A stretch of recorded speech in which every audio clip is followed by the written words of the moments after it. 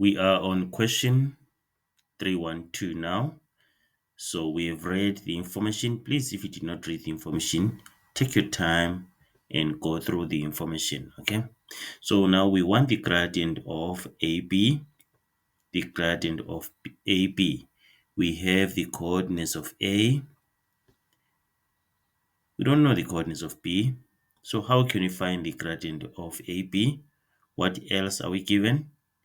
We are given the angle of inclination. You see that? So we can use the angle of inclination to find the gradient of AB. So what we do, we know that the gradient, so the gradient of AB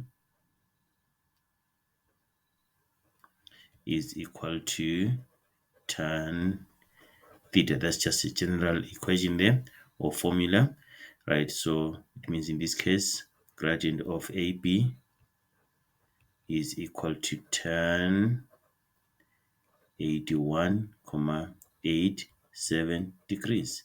Okay, so you just put this in the calculator as it is, just like this, and then this is the gradient tan 81,87. You get 7,000,08932. So roughly the gradient of AB is equal to 7. So you have used the calculator to find the gradient of AB. Okay, so that's what we're supposed to do there. Let's meet when we do question 3.2.